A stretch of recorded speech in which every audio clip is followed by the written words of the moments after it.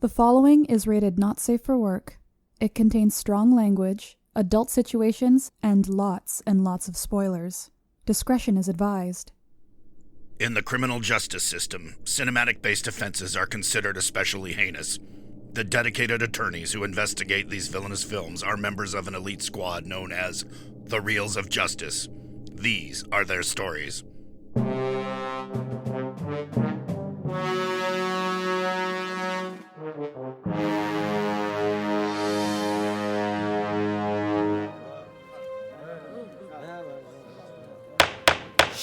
Order, please, order. The Reels of Justice is now in session. Judge Dylan J. Schlender presiding. Your eyes for the Honorable Judge Schlender. Be seated. Welcome to the Reels of Justice. Today we are hearing the case of the people versus Better Off Dead, a 1985 dark comedy that follows teenager Lane Meyer as he deals with a recent breakup in an increasingly absurd world. For those of you unfamiliar with our court proceedings, we are here to determine if this film is guilty of being a bad movie. As always in this courtroom, films are to be considered excellent until proven awful, and the burden of proof lies upon the prosecution to prove beyond a shadow of a reasonable doubt that this film is guilty. Mr. Maynard Bangs, you are representing the prosecution. You may present your opening statement. Thank you, Your Honor. I lost my voice a little bit this week at wrestling, so I'm going to do this as well as I can, but let's see how it goes. It doesn't hurt me, tumbling down this frozen hill. Wanna know what really hurts me? The way she threw the last 6 months away. Beth. It's Beth and Roy. But if I only could win a race with Roy, then she would love me again. Be falling down that ridge, be falling down that hill, be falling down that mountain. But if I only could win a race with Roy, then she would love me again. Be falling down that ridge, be falling down that hill, be falling down that mountain. If I only could. Thank you, Your Honor. I didn't know Kermit was going to be a prosecutor. I was going to say Boss Gags, actually. It's exactly what I was thinking. We're at the same wavelength there, Big Ben. All right. Appearing on behalf of the defense is Miss Alessandra Seggi. Please present your opening statement. I did the other hand, at least. Thank you, Your Honor. I will keep my musical talents and show them possibly later. But for now, let me proceed with my defense. Ladies and gentlemen of the court, the jury, the listeners, movie lovers at home or on the go, in this defendant's opinion, professional of course, Better Off Dead is not guilty. It is a gem, a cinematic treasure in the form of a coming-of-age story and adolescent experiences, like those youth movie critics like to put it, where a young, awkward Lane, or should I read lame, wants to be loved and naturally plunges into depression when his girlfriend leaves him for somebody ostensibly better looking, better at sports, more popular. The acting in this movie, the protagonist, Lane himself, played by an exceptional John Cusack, but really all of the actors and actresses are fantastic. The script and its intertwined stories with funny, great lines, and yet also poignant, serious advice about, first and foremost, suicidality. And then the camera work, the editing, different layers and levels of humor, physical, verbal, visual, narrative, situational. Humor that is dark, bombastic, over the top, just like a teen. but also sophisticated, extremely creative, genuine, believable, and even animation. The drawings that awkward yet talented Lane is able to come up with, and the burgers that come to life in a sort of Frankenstein manner. All of these aspects of the form and the content of this movie really come together to weave a masterpiece, which, ladies and gentlemen, at 41, 41, yes, it was made in 1985, is alive as ever. It is brilliant, vibrant, fresh, exuberant, hilarious, delightful. It will be my worry, preoccupation, and care to give details about all of these aspects and how all of these aspects make a great movie as soon as I get a chance. Thank you. Well, thank you. You could have sang that. No, I'm kidding. All right, Mr. Bangs. 41 years. Mr. Bangs, Mr. Skaggs, please present your first exhibit. You guys are mean, you know? I don't see you guys trying it. Anyway, so let's start it off. Start trying a Boss Skaggs impression? Correct. Okay. So, this film is a broad and often absurdist comedy, but what plot it does have centers around a boy who has just been dumped by his girlfriend and is now essentially willing to die in order to win her back by beating her new jerk boyfriend in a ski race. So, climactic ski races, they almost feel a little cliche in 80s movies. This might have been one that kind of helped set the tone, but this is a full year after Hot Dog, the movie, which came out in 1984 and already did the kind of big climactic ski race. But right off the bat, in order to relate to our main character, Lame, which the movie's easily playing on the sound alike there, we need to sort of feel his pain. But the filmmakers completely undermine that by making his girlfriend Beth just terrible. I mean, yeah, she's beautiful, agreed. But beyond that, we see immediately that she's a lousy person.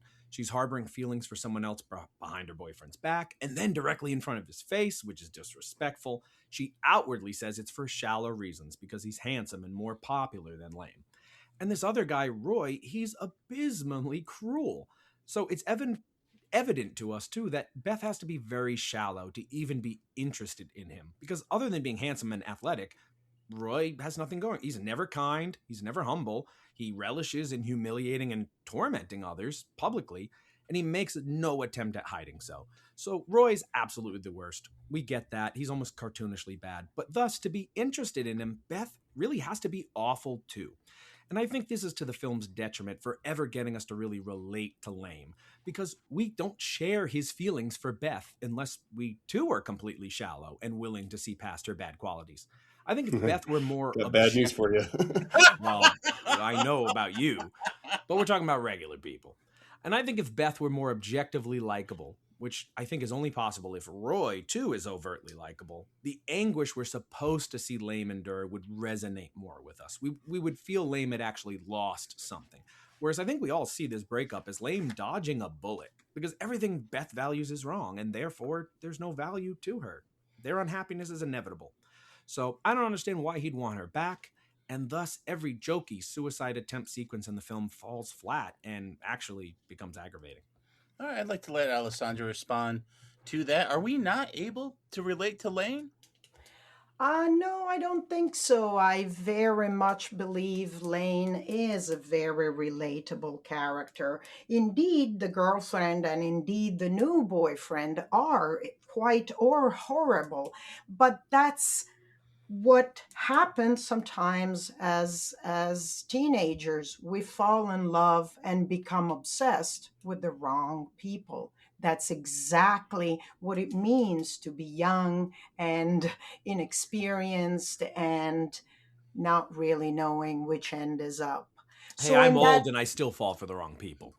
in well, okay, then more to the point that actually the fact that the girlfriend and the new boyfriend are actually, vapid, empty, appearance oriented people doesn't detract from the depression, from the authenticity of Lane's depression. And actually, the very few seconds of the movie actually indeed prove that. We see a wonderful, almost never ending panning, an excellent piece of camera work left to right, where we see in excruciatingly long, drawn out details Lane's collections of Beth pictures, or better, pictures of Beth. And that's it. That's all we need to know. This kid is obsessed with Beth. Is she terrible? Is she not terrible? Is she beautiful? Is she not beautiful? At this point, it doesn't matter. We know Lane is obsessed with this girl. And so noticing, so to speak, which he will do later on, noticing that she's not actually a nice person, that she's not worthy of him, right, is not sort of in his sort of conscious mind quite yet. But he'll get there. All right. Maynard, would you like to redirect or another point? Yeah, because I think there's a lot put on there. I do actually think that I have more difficulty resonating with Lane's depression because I don't think there's any actual reason to be upset.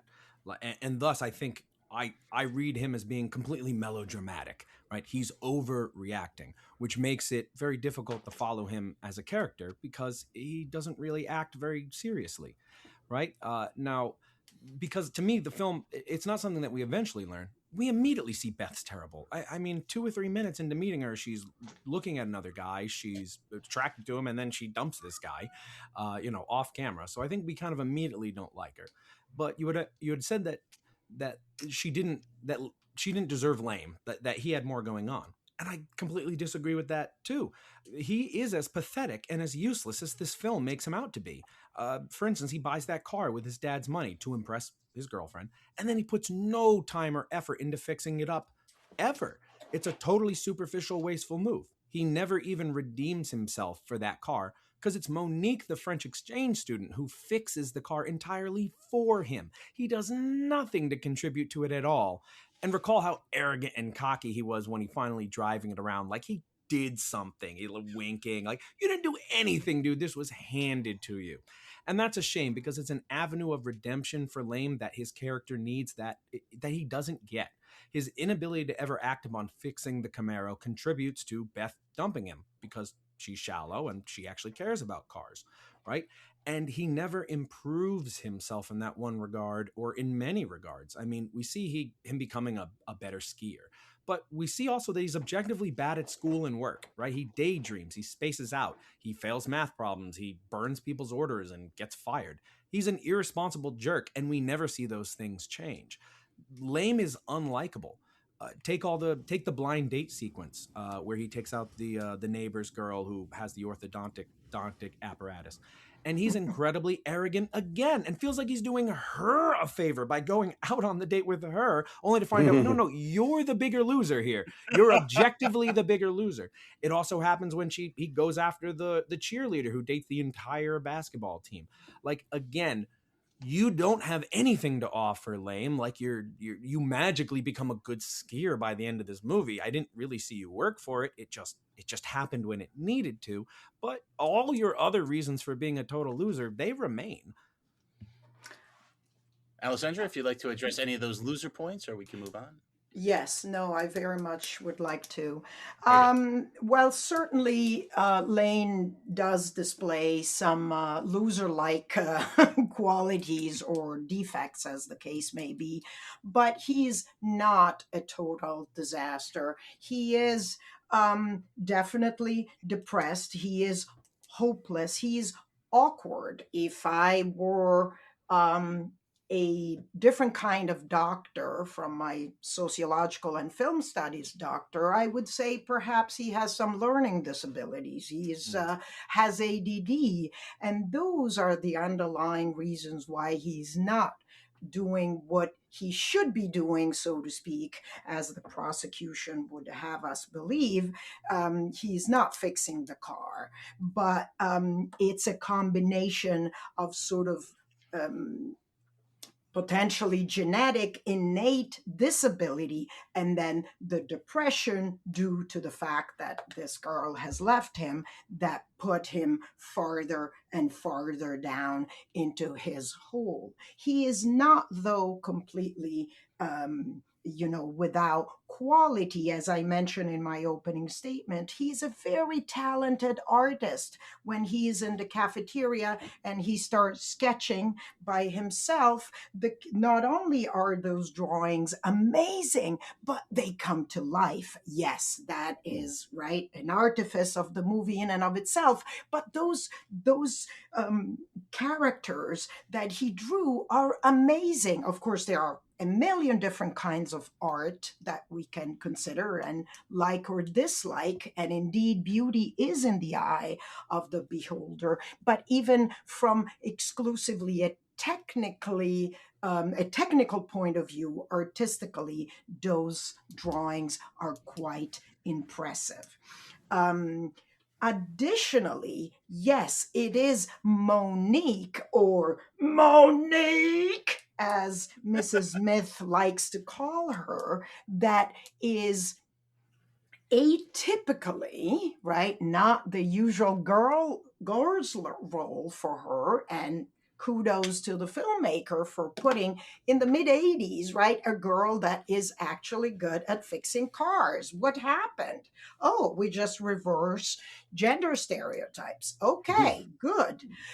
Second point, though, there for Lane, she is able to get Lane out of his depression, give him a little bit that he can about himself, that he can rely on, that he can trust, something about himself that he can believe in. The fact that she's talking to him, the fact that she's so enterprising and skilled, and that gives him sort of the push and the thrust to come out of his depression. All right, Mr. Maynard, if you'd like to continue, please. Well, I'd like to push back. Is that really a healthy way of getting out of the depression? I mean, he's just passed his dependence onto another individual. What happens when Monique's not there for him? Does he fall right back in depression? I would think that the answer is that Lane should have invested in himself and taken pride in himself and found reasons alone to keep living. But it looks like he's just replaced his external reason for living, which was Beth, with now Monique. Well, Your Honor and member of the jury, I don't think that we should take the sort of the intervention by Monique in a very limited way. Yes, definitely she does help him, but don't we all need help?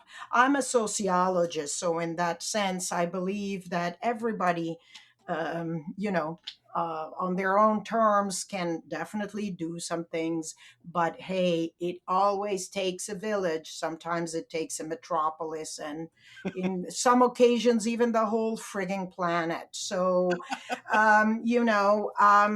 I would not sneeze at the opportunity to look on the bright side of things if somebody, comes along and helps us see that brighter side.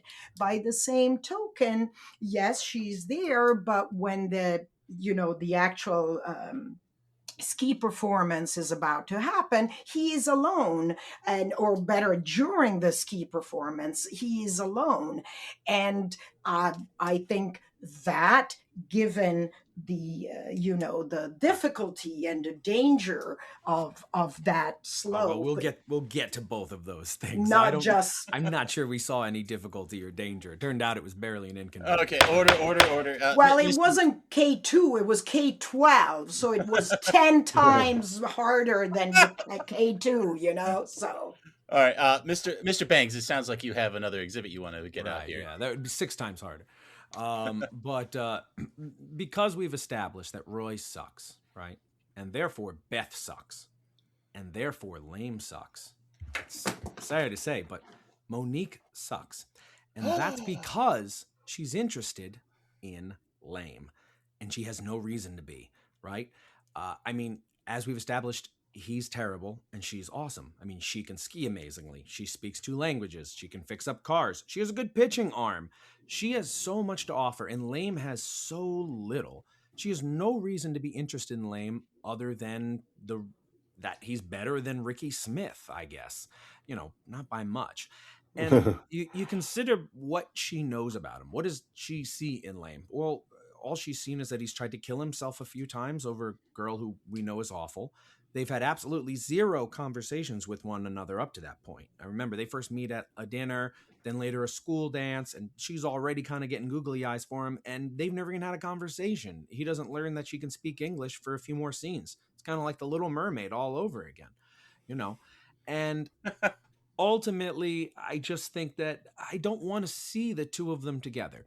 I think that he has not earned this attraction. She suddenly just kind of stumbles upon and starts liking him at the moment she needs to. And there's really no genuine reason for being attracted to him, other maybe than he's tall. He's a little bit tall, but that's about it. He is tall. Yeah. How tall is John Cusack? 6'2". Wow, good for him. All right. Roy Stalin, 5'11". So honestly, the fact that Roy would actually take Cusack's girlfriend, a little bit in doubt. I like where your head's at in regards to tall people, Maynard. I'm going to keep that in mind. Alessandra, do you have a response to Monique now is a loser, according to the prosecution? Indeed, I have some important Monique's not messages. exactly a loser, but I don't like her for being attracted to losers. Okay, that's fair. Well, yes, but I don't think property. we can put the movie on trial for having one of the characters who speaks with a little bit of a French accent. For whatever reason, she's attracted to this guy. And now we are going to say that she's also a loser because she's attracted to him. After all, we are speaking about teenagers, young men and women. What is attraction but something that is chemical or biochemical? It's not really very intellectual or something. We are not speaking about marrying the love of your life here. We are speaking about coming of age or something. So I disagree with the prosecution. But do you think that young teens watch movies like this with that kind of context going, okay, this is the kind of relationship I should be modeling my short-term, early life burst, lustful relationships on, but make sure not to model my more serious marriage-type relationships on. Order, Maynard, please say that in a French accent. Oh, pardon me. Ooh la la, we are going overboard over here. I'm so excited. But as a sociologist, I mean, you know how impressionable young people are and how likely they are to follow this. Would they do you think they would not model this as a true love style romance? Do you think they would take it with the nuance that you've described it? I think we should prosecute the entirety of the production of movies that is now stored in the Internet Movie Database. One at a time. For exactly that reason. You guys, the court, the Reels of Justice are going to have a long, never-ending career prosecuting every single movie. 7 seasons, baby. Yes, absolutely. Yes, there is a potential for imitation, but young people, and that is actually one of the criticisms that scholars that need no introduction, like Tim Sherry, have brought upon movies and movie makers, that we really always underestimate the intelligence of young people. Yes, they have hormones zipping and zapping, as a friend of mine used to say, but they are not stupid. They're not dumb. And as another friend of mine says, after age 12, you really pretty much have to say nothing else. If you have educated and taught and spent quality time with your child, you don't need to teach them anything anymore. I would go for I a like couple it. of years, if not decades, still, hanging out with them. But yes, I think that, yes, this is a movie over the top. So in that sense, again, the young people pick that up. It's not, and it's not just movies, by the way, that may give a certain message about what love is, what relationships are, etc. Let's look at divorce rate in the Western world, and let's reconvene for yet another trial about Kramer versus Kramer. Does John marriage. have a divorce Yes, movie? there you go. Yes, exactly. I bet he does. But the point here is that in its over-the-top obsession, Lane, played by a magisterial John Cusack, is very believable. It's that one kid who is over the top, heads over heels over this kid, that is really not girlfriend material, as another friend of mine would have it. You see, I've got lots of friends with lots of opinions that clearly have influenced my my practice, my legal practice over here. Oh, we encourage it. Yeah, so I think that, again, bottom line, Lane is not a loser. Monique is not a loser for wanting to, go out with Lane. Lane is not only tall, but he's also funny. He may be, again, clumsy, awkward, right? He walks in with the skis and he takes with him half of the front side of the house or something, or at least the main door. But he is funny, and he's got talents. Whether or not Monique knows them all, it's a different story. But again, aren't we all a little bit of unknown and sort of mysteries for all our loved ones to some extent? I know Ben is. Let's I kick it back contain to Maynard. multitudes. There you go. But on the topic of responsible depictions, obviously this is a movie that plays really cavalierly with the topic of suicide, right? And I would say a topic obviously that you know much more about than I do. But hopefully I can lean on some of your expertise here. But do you think there's a responsible depiction of suicide in this? Because remember, there are never shown any physical consequences of any of Lane's botched attempts, right? Where it'd be very easy to nearly break your neck in several of these, or actually accidentally die from carbon monoxide. I don't know if this film is glorifying it, but remember, this is a person who had no girlfriend, tried to commit suicide several times, and then suddenly gets a beautiful French girl to fall in love with him out of nowhere. So what kind of depictions are we looking at here? Well, I think that the suicide attempts exist, but they're always paired with forceful counter arguments by, again, like we were saying before, other people that come in, so to speak, to help, but not necessarily, again, in dire straits, luckily. But suicide is not the answer. Dying when you're not sick is really sick, This is his friend Charles Del Mar, who has, his own addiction problems, and yet sees right far, and says, watch out, wait a minute, what you're doing is dangerous. Suicide is not the answer. And Monique also sort of doubles down on the same message. And again, she said in her French accent, explain your dramatic death wish. As in, you can do other stuff. You can do better things if you want to attract a girl. And by the way, you already did, right? Not even possibly Well, it turned out knowing, he right? attracted the girl possibly by doing those things.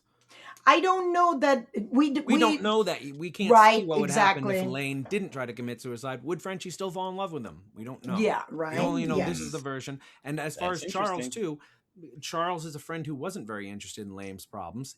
Lame tries to commit suicide, and suddenly he's got Charles' attention. Suddenly the viewer sees, oh, if I commit suicide or attempt to commit suicide, someone might suddenly start paying attention to these problems, and that might not be the best way to get help.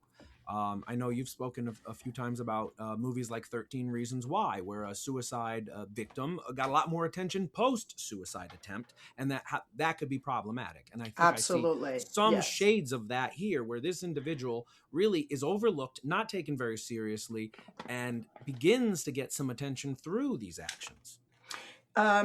Yes, but since the movie is, as we established again, and specifically by my reference to the panning over his collection of pictures of Beth's at the beginning, this is an overblown, over-the-top, exaggerated, bombastic depiction. And so the suicide attempts should be, like everything else in the film, be considered in that space. And as such, especially, and here I do draw from my research on the portrayal of suicide in film, the fact that they are paired, the suicide attempts, with these forceful counter arguments, all the better if they come from individuals, right, that seem to have been sort of distracted or uninterested in Lane beforehand, all the better, because it underscores the importance, the dire straits, so to speak, that we are in the midst of in terms of these suicide attempts. And so in that sense, it's clear that suicidality should not be an option.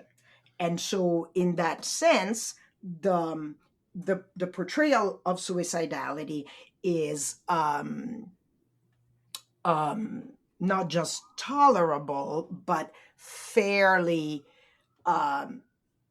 so to speak, in good taste, given the setting, especially because we're talking about 1985.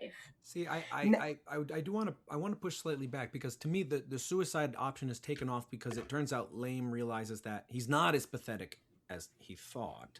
But his situation improves, basically, right? It's kind of like the end of A Wonderful Life, right? He comes back to the party and, all the charges are dropped and he's not going to jail. Well, it's going to be pretty easy to live life a little happier now, isn't it?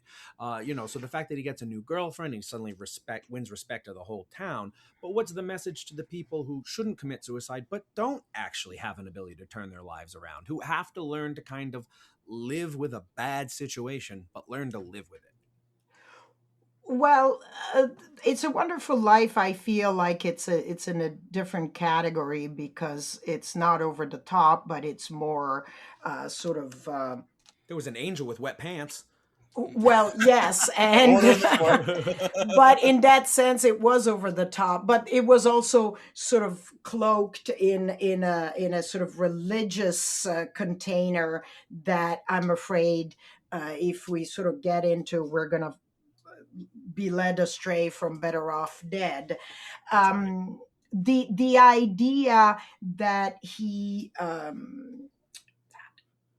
overcomes his suicidality because things improve, I believe is debatable, in the sense that if we observe, if we pay close attention to the acting, we can see that Lane Mayer is listening to these people.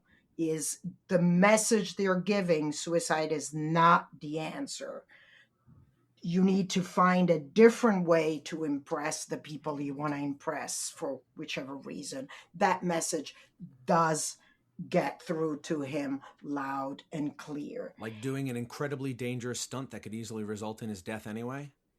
Well, He should do possibly. that. He should do that, right? He should totally risk his life to impress this girl who, by the end of the movie, he decided he didn't even want anyway. But let me swerve. We'll swerve back to some seriousness. Let's talk about this ski race, right? Because we're made to believe that this K-12 is this dangerous run.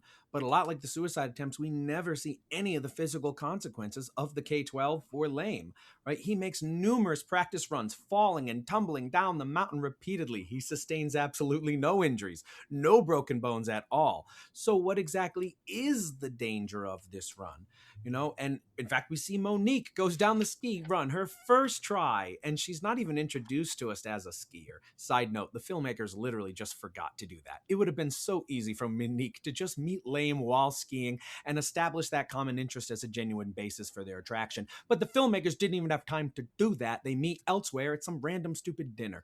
But then when Lame needs a trainer, they forget, oh, well, now Monique can ski really well, so she'll just go on the mountain and teach him anyway.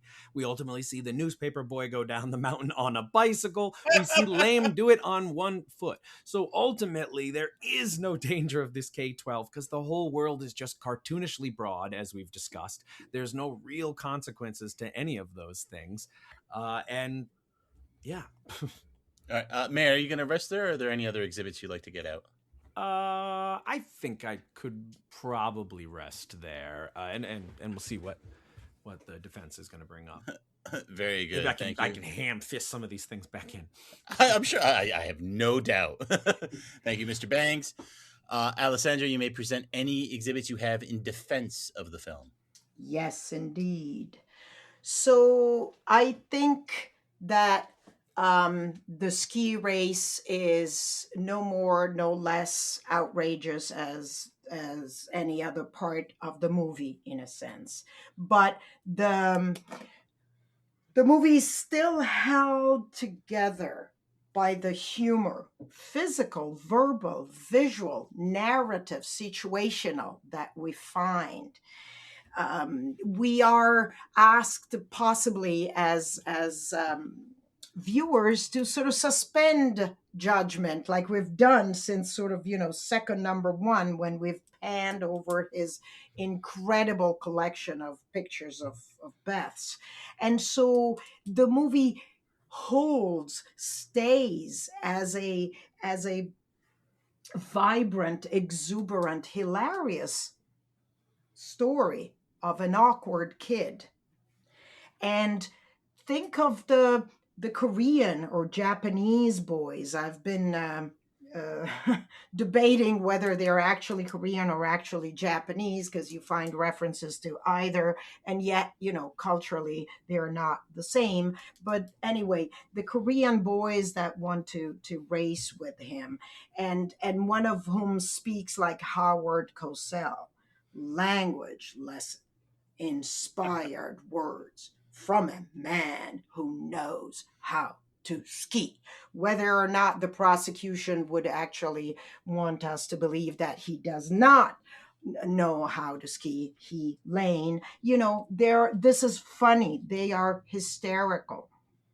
The kid that the prosecution again referred to, that is obsessed also with his $2, and so he shows up on the slope to retrieve his $2. And then the first time I saw the movie, I thought it was one kid that had multiplied or duplicated. No, it's his gang of kids that are going to retrieve the $2. So if the ski race is too much, then also the $2 are too much. Then the mother, who's hysterical, she can't, it's amazing everybody is still alive and in seemingly good health in that family, with those disgusting things crawling on the table that she manages to put together.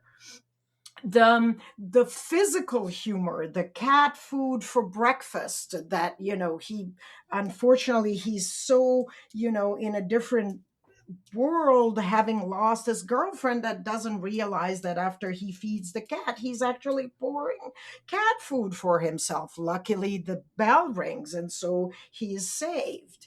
And the humor in the narrative touches, the songs of the breakups on the radio, one after the other, no matter which station he's trying to tune in on, and yet there's another breakup song. So he is, like besieged and conquered, and and it's funny. The verbal speech, the verbal humor of the math teacher, and the exaggerated results that the students show with the volume dictionary thick results for that math problem. The fact that, back to Lane, that when Lane and Beth go to the woods to make out, and she hears something, and he says, "Oh, don't worry, nobody's here. This is the most secluded place in the northern hemisphere, and in the meantime the wheels are taken away." And so that's funny.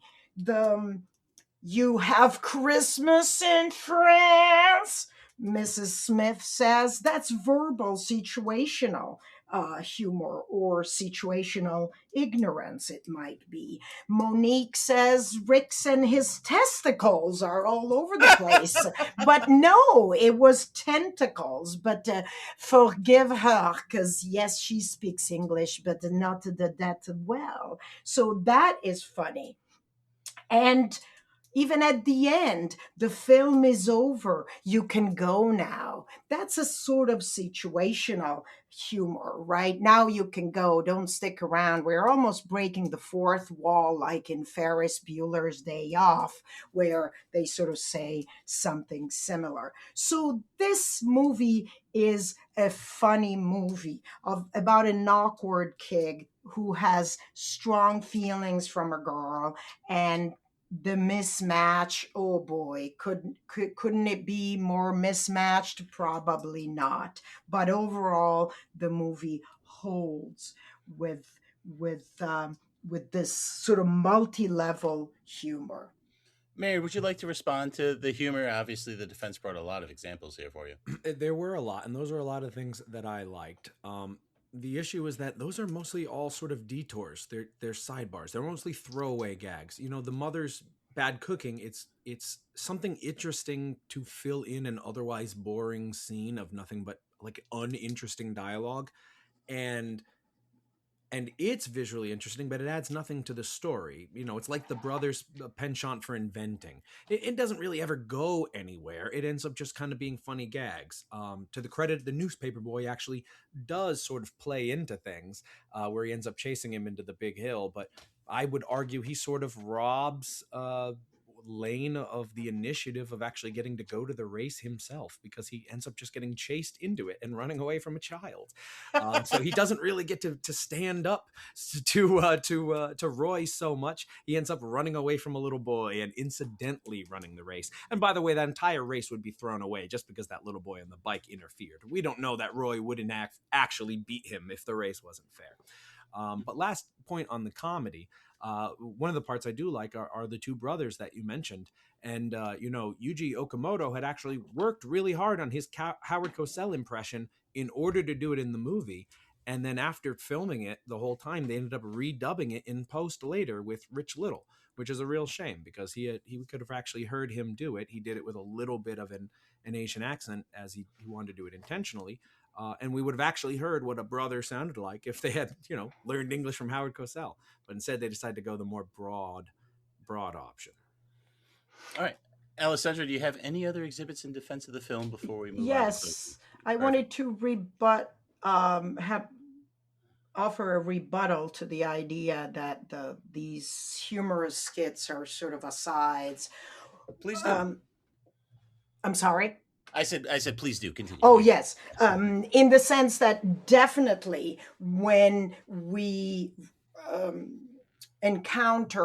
especially when we encounter the humorous skits with Lane's family member, those are really the reasons why Lane is the way he is, wouldn't you say?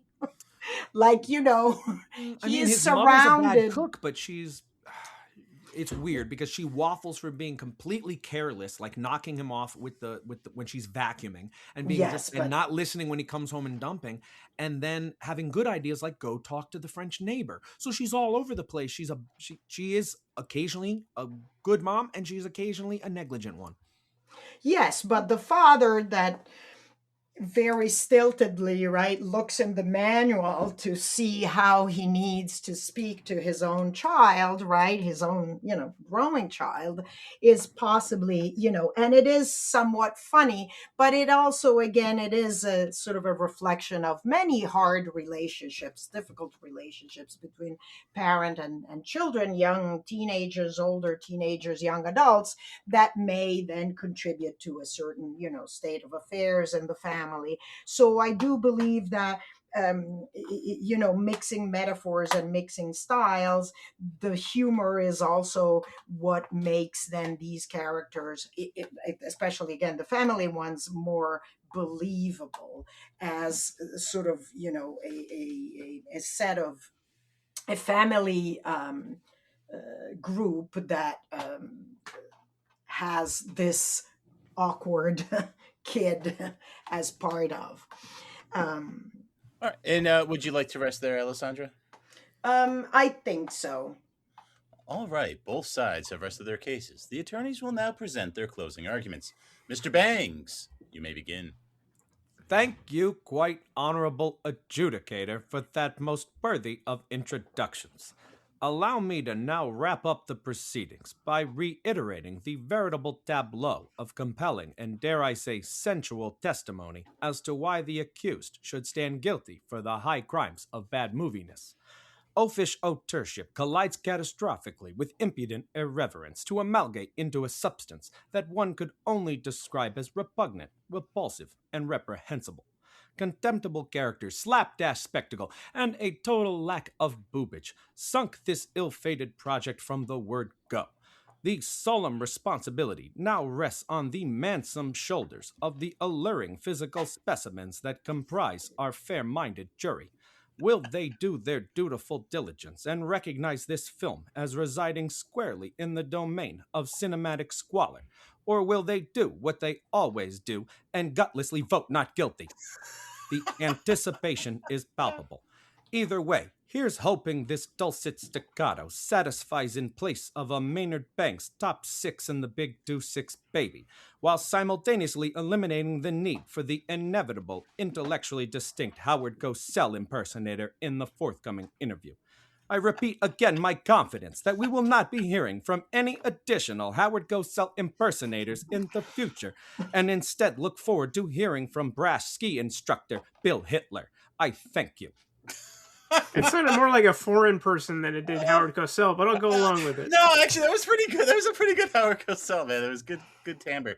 All right, Alessandra, you may present your closing argument. Inspired words we just heard from a man who knows how to argue. Wonderful. So, yes, better off dead is better off alive, everybody. Ooh. Ladies and gentlemen. This is a movie, a 41-year-old cinematic masterpiece that tells the story, as we discussed in detail, an adolescent experience of a young, awkward Lane who plunges into depression because his girlfriend leaves him. The acting, the script, the intertwined stories with funny, great lines and poignant, serious advice about suicidality. Suicide is not the answer.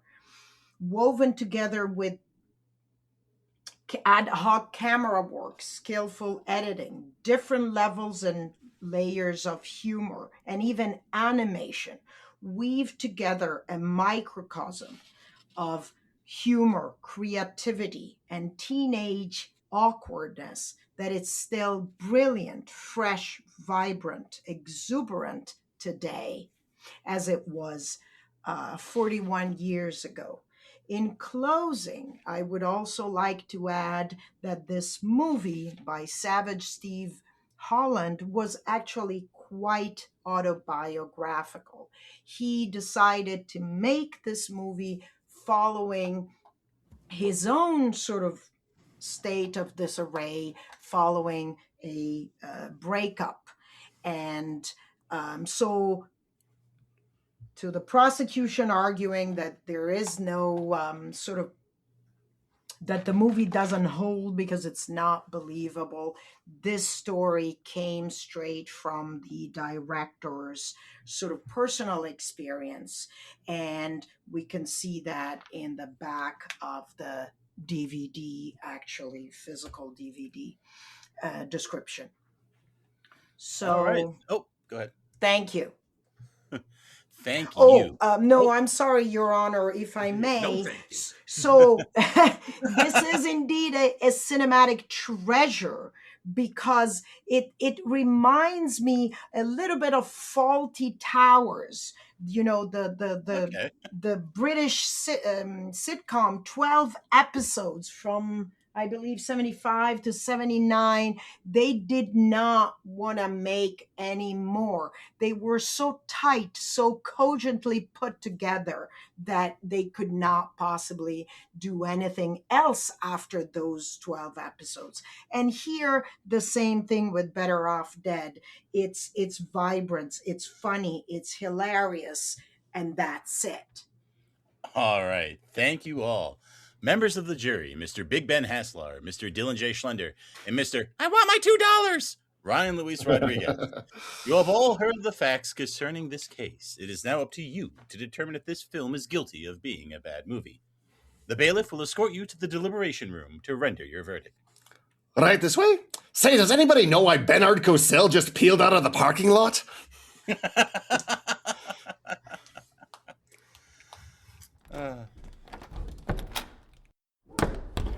Okay. I'm foreman this time. I chose that role, so I don't know why I'm sighing before I said it. I know, you picked it so Yeah, at least hard. you didn't have someone's bit ripped away from them.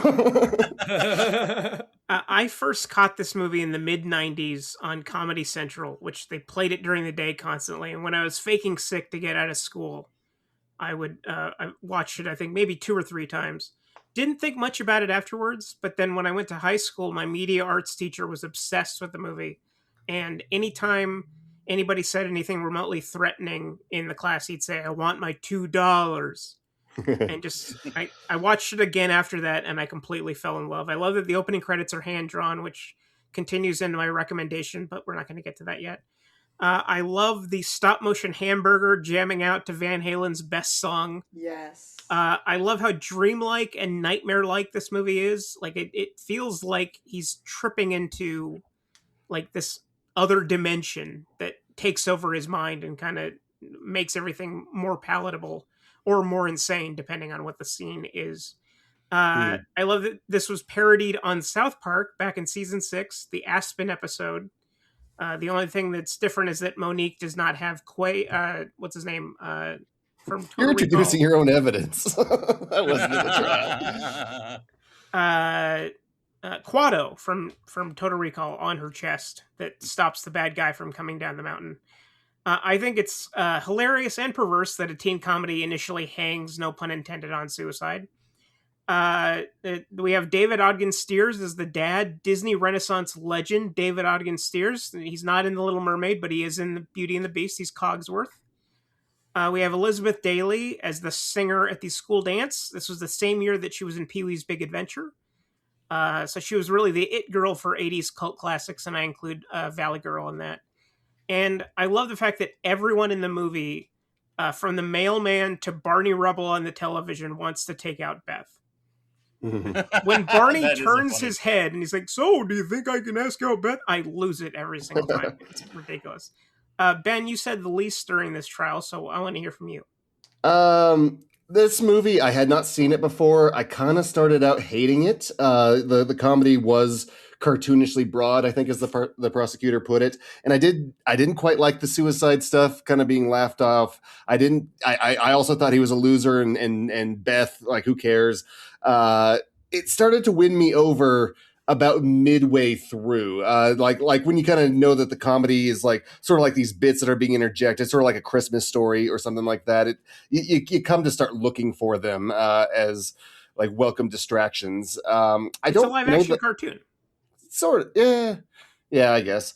There are good I want my $2. That is objectively hilarious. I love that they brought that in at the end, and that kid's just like how they brought that bit back as a callback. So it did start to win me over. I don't know that it really lands in the way that it thinks it does. I do kind of agree with some of the prosecution's points about this guy. Like it's just like, what are we supposed to get from this love? Why does Monique like him? Like I was sort of looking for those answers too, because Monique she's awesome. She can do everything. Like why is she even into this guy? And it doesn't give those answers. Like the answers at the end are easy. He just like learns how to ski amazingly in a montage because of her. She fixes his car because of her. Like what does this guy do? Like he just handed everything. That did bug me. But from a comedy perspective, I did find myself kind of liking it. Yeah, I do think, because we're talking about like how Lane's a loser, and I do think the defense addressed that well. It's not so much that we're really feeling that we're supposed to be rooting for him, but it's kind of something that the prosecution says, like, we feel like he dodged a bullet. We want him to get over it. We're like, dude, like, stop, So I don't know like how much we're supposed to be rooting for him per se. And then the idea of him just getting Monique, and again, just because, he's more physically appealing than Dan Schneider, I get like, I think I get that. I think what's good for the goose is good for the gander. If he can be shallow, why can't she be shallow? And, and because like the defense said, they're teenagers. It's kind of a coming of age thing. Like, I don't think you watch a movie like this and you think they're going to be together forever for the rest of their lives. I think the movie. No, I agree, but I don't think the writers thought about it at all. No, it's just like that's just how it works. Yeah, it's just played way too broadly for that, and it's just that kind of stereotypical high school sweetheart love story. So I do think I think it resulted in a very interesting conversation during the trial, and it's worth exploring. And then I just think, though, when you look at the scales and you weigh all the broad humor that they were really laying into it, and then even diffusing some of that suicide stuff with broad humor. I mean, like having the two guys working in the tree saying, "Oh, it's such a shame to see them throw out a perfectly good white guy." It's like that was funny. Yeah, like the movie like clearly knew what it was doing, and I think Alessandra addressed that well with how they diffused every suicide attempt. And I guess you could give a point to Maynard in saying it's like, but it's still how his main driver of attention is getting like the suicide. And so that could be a very complicated conversation that I don't think the movie wants to have, but I think I agree. I think they intentionally try to dodge it with that. But if you look at it on the superficial level, I do think more people probably come out looking at it the way Alessandra was, more so than Maynard. Just because most people don't have to prosecute movies for a living. So. Living? Yeah. You get paid? Well, yes. Okay, guys, let's start locking it in. Ben, I want to hear from you first. Most of the things I look for in a case like this is, does the defense have a good rebuttal for everything? And most everything did have, at least, maybe not like all the way there, but at least like, I can buy that he has ADD. Yeah, I can buy that he's a good artist and that's a skill that he has. Yeah, I can buy that the attraction is biochemistry and not, and that's all. So yeah, good rebuttals, and it is very funny. I was really laughing, especially during the last half of the film, and would laugh during the whole film if I knew that's like now knowing what the tone is going to be. So I will go not guilty. Dylan. I think we had two very well presented cases here, and I don't think this movie is necessarily something I would go back to myself. Like I imagine the appeal is for people who kind of do view themselves like John Cusack. I think people probably do insert themselves into that, and that's probably not the healthiest thing. But I think if you're more of a well-adjusted film viewer, you can probably get past some of that stuff. And so Viewers of a certain class. yeah, so I was, I was coming into this pretty 50-50, but I do think Alessandra's defense was enough to sway me, so I'll go not guilty on this one. Okay, well, I was going to go not guilty, but then I realized if Venom is innocent, so is this. But I want to say that Rob put up a good fight. I disagreed with 85% of what he said, but that's how we usually interact, so that's fine with me. So I'm going to go guilty just to make it interesting. Oh, so it's what percentage do you disagree with what I say? Just out of more. No, I don't want to know. I don't want to know. You don't want. Trust me, you don't want to know, Ben. So let's go tell that very handsome judge. As long as it's less than 85. Mr. Foreman, have you reached a verdict? We have, Your Honor. In the case of The People versus Better Off Dead, we find the defendant not guilty of being a bad movie. Yay!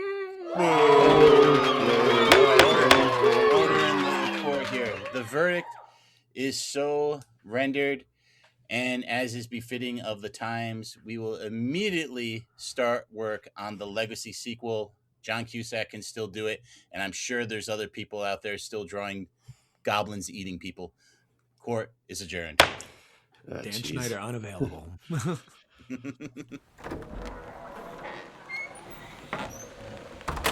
Well, we're coming to you live outside the Reels of Justice, where they wrap things up tighter than a roll of duct tape. I'm Red Sheen, filling in for Ben Cosell, who ran off scared after those closing statements, and you asked me, they should have called this film Better Off Red. Alessandra Seggi, seemed to me like you were doing the job of a snowblower in July. What'd you think of that jury's verdict? We worked very hard. I think justice has been served. Thank you. Well, speak of the devil, here comes Maynard Bangs. Maynard, before you get away faster than a rat up a drain pipe, could you tell me what you thought about that jury's verdict? Absolutely. Well, as predicted, the jury was gutless. But this movie was it was a funny movie. I did generally like it. I always liked it on Comedy Central too. I don't know if I love it entirely, but I think if Alessandra says it passes some of those tests, then it's good with me. I appreciate that. You know, the nice thing about being pessimistic is you're constantly being either proven right or you're pleasantly surprised. Well, that's all the time we have at the courthouse here, but before we go to post-trial, remember, if the jurors don't find you handsome, they should at least find you manly. Well, that certainly was an interview. Thank you. Absolutely. He stole the one I was going to do. Of course. I do like how you cut him off for that one. I really expected Schlender to be doing it and to do it anyway. I was definitely going to do it if I was not the judge. There you go. Ben, you want to do yours briefly? Hear a little Ben Cosell? Come on, let's hear it. No, you lost that privilege, sir. Oh, well. I have a feeling we'll be seeing Ben Cosell each and every week. So, Alessandra, great case. What keeps you busy Very well when you're done. not here? What are you usually doing? I usually stay out of trouble, so to speak. I write books. And but before we move on, could I say two more serious things about the movie and indeed about suicidality? Good. Yes, I will try. One, as I said, I think Better Off Dead does a decent job in terms of handling suicidality. After all, what would not fly today is the actual sort of literal depictions of methods of suicide. So when we see there are 4 suicide attempts, and I am not going to spell out again the methods for that very reason, but they are visually, I've watched hundreds of movies with suicide. When I see the suicide attempts, especially the first one, my skin wants to go to a different planet. So it is fairly intense. And so in this day and age today, in the last 10, 15 years, it's standard procedure, WHO, CDC, other international organizations, Britain, Australia, New Zealand, you name it, recommend never to show the methods. References to it are okay, especially if we show what in the literature of this stuff it's called a sort of positive, meaning a way of a positive element, a way of overcoming the suicidality, what is called the Papageno effect as opposed to the Werther. The Werther effect, right? Yes, exactly. And then in terms of terminology, also the WHO in particular recommends using non-judgmental language. It's easier said than done because, of course, language is embedded in culture, and culture is values and judgments and beliefs. But long story short, ideally, we want to not even say somebody killed themselves or somebody committed suicide. We do want to say died by suicide, because the to commit, right, it means to really, right, to commit to do something amazing, but also, right, to commit a crime, to commit a sin. And so there is that sort of shade, leftover sort of judgment in those sort of words that sort of, and derivatives. And so there. And I think it's important to say that help is available if you are having these thoughts. You can dial 988. That is the Suicide and Crisis Lifeline. That's 988. They completely locked me out of the room while they said all that. It was just just so that I wouldn't bother. It's good to know that we can. Yeah. Absolutely. There's a lot of great resources out there. And there's always hope.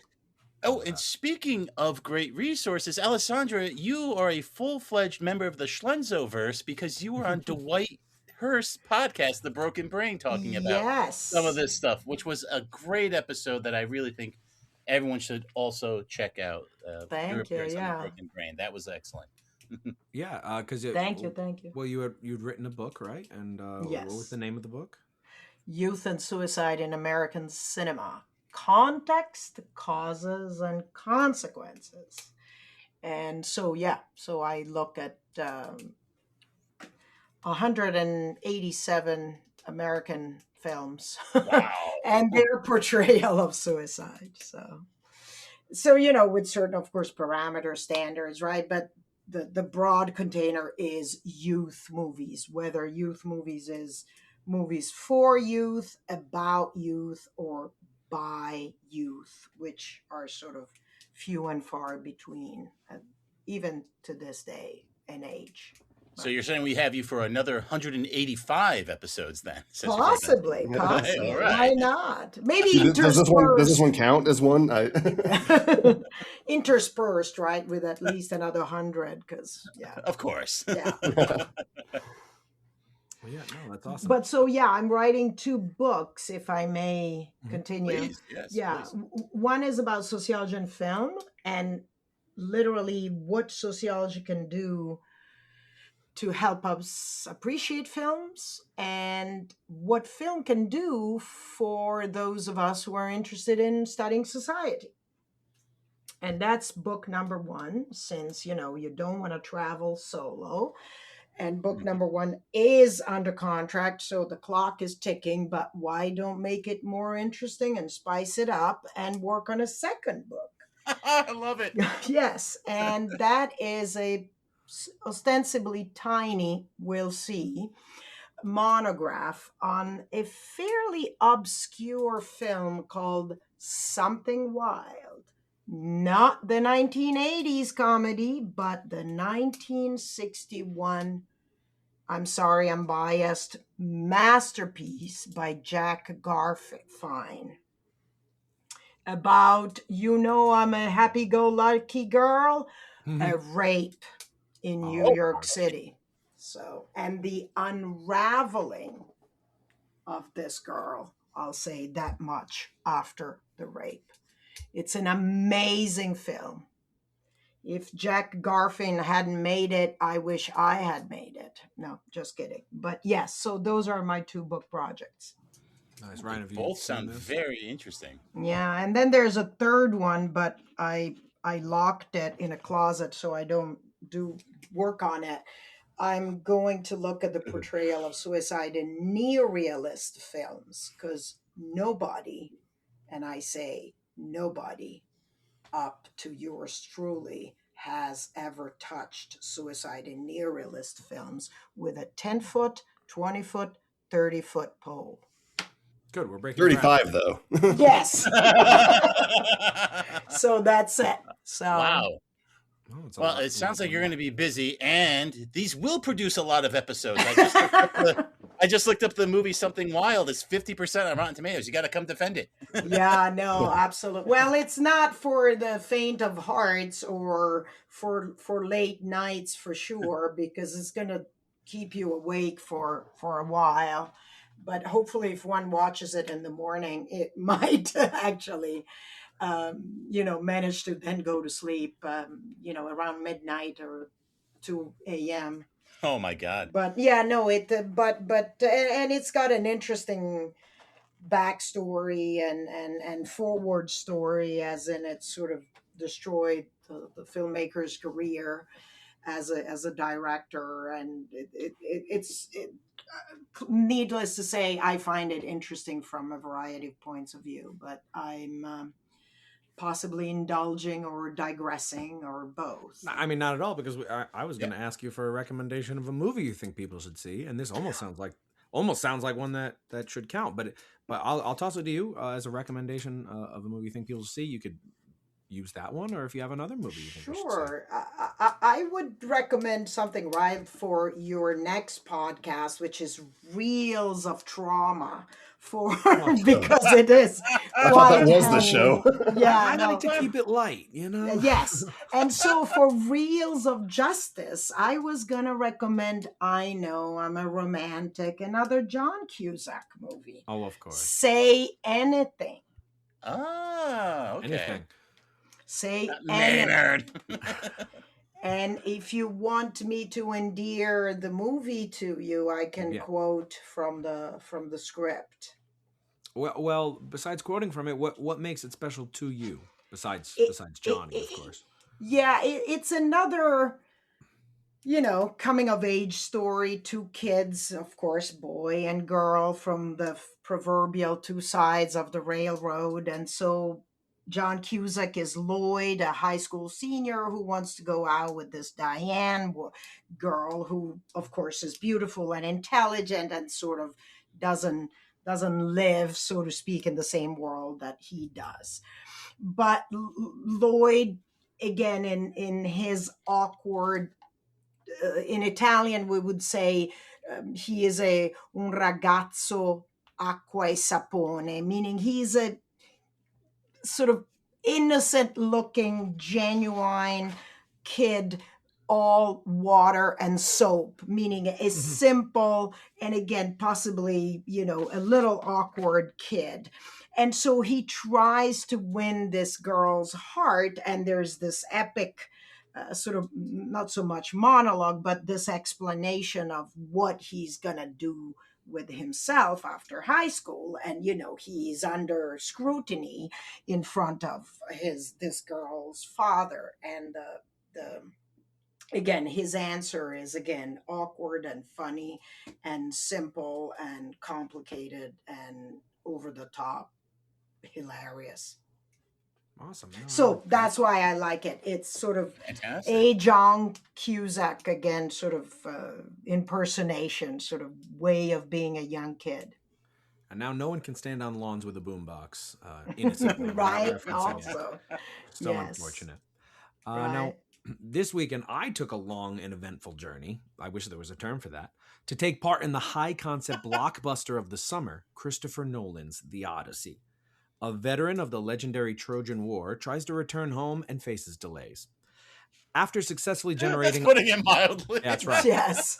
After successfully generating a lot of buzz online with some controversial casting choices, hey, it worked.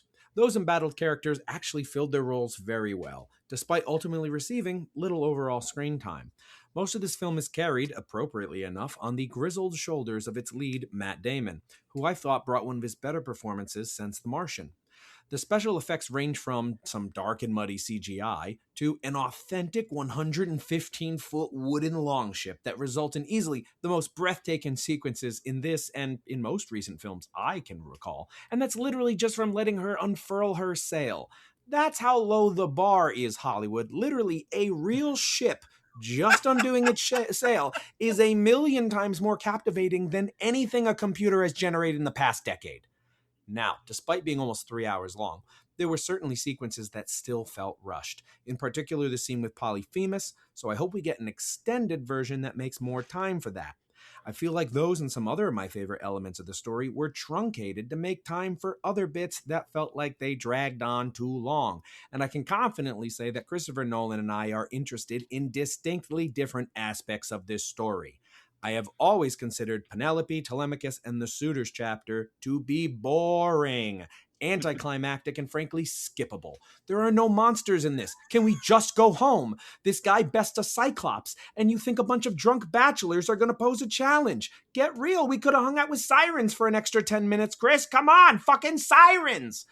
Anyway, I was overall pretty pleased, unless I wind up drawing the lot to prosecute it here in court, in which case it sucks on toast. But in the meantime, I look forward to watching most of it again. I could really skip the last 20 minutes and not feel like I missed out on anything. If you want to check it out, there's a chance it could still be in theaters as of when this episode drops. But if not, where is it going to be streaming, Ryan? Peacock. Peacock! Excellent. Cool. Ben, you saw this one too, I know Ryan did. Yeah, no, it's not top shelf Nolan, but it's like the one right beneath it. It's pretty good. I'd check it out. And the biggest theater you can. Medium shelf Nolan? Second shelf Nolan? Second shelf Nolan. Yeah, well, Memento's top shelf. Come on. I mean, is it? I don't even know anymore. Memento? Oh, yeah. I always forget. I have to look at a series of photographs. And then The Dark Knight. And the problem is Schlenzo watched it backwards. Inception. And he didn't get it. Ryan, did you see it too? Yes, I did. 70 millimeter. Oh, you got to see the 70 millimeter? Nice. No. Yeah, the projector keeps breaking here in Colorado. That's the unfortunate thing about that format. Wow. I was worried because you told me that, and then when the movie started, they had the aspect ratio wrong when the Universal logo starts, and I'm like, oh shit, is this going to happen to me? And then they fixed it, and then it never happened again. So thank God. Schlenzo, what have you got? Well, I can say I am looking forward to the sequel to The Odyssey. Do you know that one was actually written by the same guy who wrote Zorba the Greek? It's called The Odyssey, a modern sequel. Look it up. Anyway, that's not my recommendation because, it's a book and we don't do that here. So I was watching Better Off Dead with my girlfriend, and she said, I really like that other John Cusack movie. And I said, what other John Cusack movie? There's hundreds of them, like Serendipity. And she's like, no, the one where they're in New York and fall in love. I'm like, holy crap, I think that is Serendipity. And it was Serendipity. So I watched it, and that's my recommendation. No. Let me tell you something about this movie and how contrived it is. A brilliant way to work around contrivances is just to make your movie about them. It was genius. But ultimately, it's the charisma of the leads that carry it. John Cusack and Kate Beckinsale meet one fateful night in New York, and the resolve that if it's meant to be, fate will bring them back together. 7 years later, they're both about to get married and both still obsessed with the other one. I don't know what it is with John Cusack and emotional hangups and unhealthy relationships, but hey, he's made his fortune off it. God bless him. It's also noteworthy. This is probably like the absolute last pre-9/11 movie. I mean, Kate Beckinsale literally yells, gets off an airplane without being arrested after stealing from someone. It's just stuff that it was the last time that will ever happen in movie history. Wow. So I know, but honestly, it's pretty good. It's a chick flick. It's your standard rom-com fare, but it really delivers. And I don't know where it's streaming, actually. You'll have to buy it from the Criterion Collection, right, Ryan? No. Oh. Dylan. No. Alessandra, is this top shelf Cusack? Is it top shelf Cusack? Maybe. Second shelf Cusack? Maybe. Top shelf Beckinsale, at least. I'm good at manual things, so I would put a mezzanine floor in between for top shelf and second shelf and stick it in This is there. mezzanine Cusa. A mezzanine. I like it. And Beckinsale, though, Ben, she's like a fine wine because this is. Oh yeah, I had 2009. knobby knees watching that film for sure. Yeah, I think she's only gotten better with age. So there you go. But now, not to derail things, but please do. Something Wild is in the Criterion Collection, and if as of The 86 version. No, the 1961, the one I'm working on. And that's part of the reason why possibly some folks might know about it, because before 2017, if you track the internet, there is virtually nothing. And since 2017, then, folks like you and all the bloggers and stuff, there were just like, oh, okay, oh my, this is quite the movie. But it's after 2017. You're lumping us in with those vlogging scumbags? No, absolutely not. No, Four of us. Ryan, For the love of God, no. Ryan no. is They're currently lumped in with researching. us. Ryan is currently researching the Criterion Collection, so we will They're lumped see in if with this us. We're not pans lumped in out. with them. In the meantime, we'll see what Ben's got for us. Well, it's an episode of having my bits stolen. I was going to Ben's Never Seen say anything. Not your fault, Alessandra. I really should have predicted that. And the most recent film I've seen was The Odyssey. So instead, I will have to give you another dramatic reading of my letterboxed rental family. If you put the whole rental family as a business aspect aside, and that's a big mental lift to do, as the business model would certainly be the subject of weekly court battles and exposés, and solely focus on the loneliness and longing of the human spirit for connection, I think that there's something here. Comparing what Philip, this is Brendan Fraser's character, does to sex work was an interesting way to start the film, as he looks to fulfill personal roles as an actor that people would otherwise be missing. But you always are waiting for that other shoe to drop when the contract runs out and the aspects of that family relationship, seeing if they're real to both parties. A relationship that never would have formed as two strangers, but maybe they should have. For whatever reason, most people only have people in their lives because of the labels that come with them, regardless of how well or unwell they actually fill those roles. And there are limitations on those roles as imposed by society and other people, limitations that ultimately serve to make us all lonelier. These are questions that Fraser's character in the film wrestles with as he navigates his job, which again could never really happen. But at least for this ride, the performances he and the others have, they felt genuine enough, so I allowed myself to jump on. Wait, what was the name of the movie? Rental Family. Oh, okay, because you said From My Rental Family, so I was thinking like it was a movie you rented, and that's okay. No, I'm not crazy, right? Maynard got it. I did, and that's something. Yeah, Okay. It's a business within this universe. Yeah, he just like pretends to be like someone's boyfriend, someone's father, someone's guy who comes over and plays video games. That's excellent. I mean, then you're not putting wear and tear on your real family. And Exactly. That's a good point. For mileage in the long term. Good mileage. All right, Ryan, what have you got? Was that really in the Criterion Collection? Did you find it? I found Something Wild. The 1961 version is not on the Criterion Collection. Oh, what? The 1986 version is. No, I bought it. We're gonna It's need the actual- send us some pictures of it. Are you looking? No, seriously, are you looking at the streaming collection? This is a DVD. No, I'm But- looking at the physical collection. Yeah, In no, fact, I'm looking at Something Wild right now on my shelf. I am looking at. Alessandra's in a parallel universe to ours and is somehow speaking to us through a portal. Yes. So you're saying it's Oh physical my disc God. only. All right. Well, I'm. It's got to be out there. Hold or on, let me maybe- check. No, Something Wild, 1961. my reputation hinges. No, because I wrote a book. This is about riveting. it. Yes, she Are wrote you content. on this. But the Criterion Collection actually. You are right, Alessandra. Ryan's, my whole world is falling down around me. Surprise! Ryan was wrong about the Criterion Collection. And Oh. it was Kim Morgan that earlier in 2010 and 2012 she screened it and introduced it at Telluride, and because of that, then it ended up in the Criterion Collection. So it's her sort of sort of treasured project. to get it into the Criterion. Okay, I feel better. Well, now I feel justified in disagreeing with 86% of what Ryan says. And now you know the rest of the story. Ryan, why don't you send us on home? My recommendation this week is Savage Steve Holland's immediate follow-up to Better Off Dead, 1986's One Crazy Summer. Yes, a movie as old as I am. It follows a stacked roster of talent, including John Cusack, Bobcat Goldthwait, Curtis Armstrong, Jill Murray, SCTV's Joe Flaherty, Mark Metcalf, Demi Moore, William Hickey, etc., having one crazy summer in Nantucket before some of them depart the island for college in August. Whacked out teenagers running around in Godzilla costumes, wreaking havoc, several Fritz the Cat-like hand-drawn animated interludes, an unruly, wacky tone. It refuses every opportunity to congeal into something definable, and therefore it's really less a movie and more of a hangout with lunatics, but I dig it. One Crazy Summer is currently streaming on Tubi and Canopy. Support your local library. Isn't Jeremy Piven in that too? I believe you're right, Don. Because he's in Serendipity as well. I didn't realize him and John Cusack did so many movies. They did theater It's like together. Serendipity. He was going to do it, but he pivened. Oh, boo. Yeah. So, Ryan, you like hanging out with lunatics, huh? I've heard otherwise. And with that, we have run out of show, all out of time. No time. Exactly.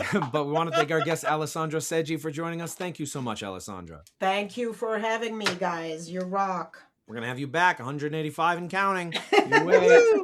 And we hope Inspired words. 184, sir. I can't count. And we hope everyone will join us as well as the Reels of Justice keep turning. Count it. Monique. Please follow us on Twitter at Reels of Justice, Instagram Reels of Justice, and Facebook.com/Reels of Justice.